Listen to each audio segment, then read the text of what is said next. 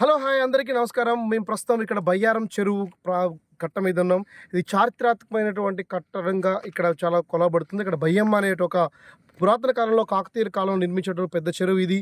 ఈ ప్రాంతంలో ఒక లక్షలాది ఎకరాలకు నీరుని సరఫరా చేసేటువంటి ప్రాంతం. ఇక్కడ మనం ప్రస్తుతం ఈ శిలాఫలకం దగ్గర ఇక్కడ ఉన్నాం.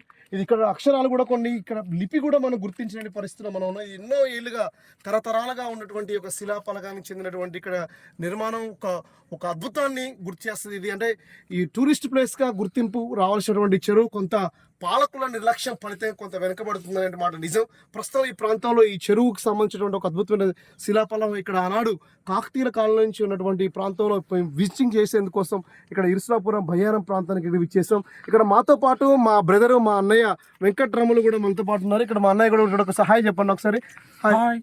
ఇది ప్రస్తుతం ఇక్కడ ఈ ప్రాంతం మొత్తం కూడా ఫోటోగ్రాఫిక్ కానీ లేదా ఫ్యామిలీతో కొద్ది సరదాగా ఎంటర్టైన్మెంట్ చేసుకోవడం కానీ ఇతరత ఎవరు కూడా ఒక అద్భుతంగా ఉంటుంది. మరో వ్యక్తి ముఖ్యమైన వ్యక్తి మీకు తెలియదు కదా, ప్రస్తుతం మనతో పాటు మరో కీలకమైన నాగబాబు ప్రస్తుతం ఇక్కడ మనతో పాటు ఉన్నారు. ఇక్కడ మా బ్రదరు నాగబాబు అందరూ కూడా సరదాగా ఇక్కడ ఎంజాయ్ చేస్తా ఉన్నాం. మీరు అందరూ కూడా వచ్చేసి సరదాగా ఎంజాయ్ చేయాల్సినటువంటి అవసరం ఉంది. అయితే మరో కీలకమైనటువంటి ప్రాంతం ఏంటంటే కస్తూరి నగర్ 7 కిలోమీటర్ దూరంలో బయ్యారం కొత్తపేట దగ్గరలో కూడా 7 బావులు ఇట్లాంటి విజిటింగ్ ప్లేసెస్ అన్ని కూడా ఉన్నాయి. సరదాగా ఎంజాయ్ చేస్తూ టూర్ని సరదాగా ఫ్యామిలీతో గడపాల్సిన ఇక్కడికి వచ్చాం. మీరు కూడా ఈసారి ఇలాంటి ఒకేషన్స్కి కంపల్సరీ సరదాగా వచ్చేసి ఫ్యామిలీతో ఎంజాయ్ చేయాలని చెప్పేసి మనస్ఫూర్తిగా కోరుకుంటున్నాం. అయితే ఈ యొక్క శిలాశాసనాన్ని 1966లో ఇది గుర్తించబడింది. ఈ శిలాశాసనం కాకతీయుల కాలం నాటి చారిత్రకమైన ఆధారాలతో ఇది బయటపడింది. రుద్రమదేవి చెల్లెలు దీనిని వాళ్ళ అమ్మ భయమాంబ పేరుతో ఈ శిలాశాసనాన్ని చెక్కించడం.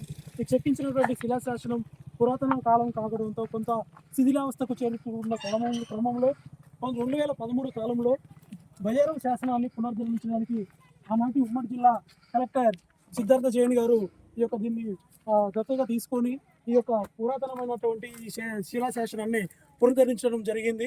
ఈ క్రమంలోనే ఇప్పుడున్నటువంటి పాలక వర్గాలు కూడా దీన్ని టూరిస్టు ప్రాంతంగా చేయడానికి ప్రత్యేకమైన బడ్జెట్ కేటాయించి దీనిని మరింత అభివృద్ధి చేస్తే ఈ ప్రాంతంలో ఉన్నటువంటి ఉమ్మడి జిల్లాలో ఉన్నటువంటి అందరూ కూడా దీన్ని టూరిస్టు ప్రాంతంగా తీసుకొని ఫ్యామిలీతోని సరదాగా గడపడానికి అవకాశం ఉంటుంది. కాబట్టి పాలకులు గుర్తించాలని చెప్పేసి అందరి తరఫున మీరు కూడా చూడాలని చెప్పేసి మేము కోరుతున్నాం. రైట్, చూస్తున్నాం కదా ప్రస్తుతం ఈ ప్రాంతానికి సంబంధించి రుద్రమదేవి నాటి కాలంలో అంటే దాదాపు ఇక్కడ ఎవరు కూడా జన్మించలేరు. కొన్ని వేల సంవత్సరాలు రాజుల పాలనలో ఉన్నటువంటి ప్రాంతం గార్ల బయ్యారం ప్రాంతం కొలవబడుతూ ఉంది.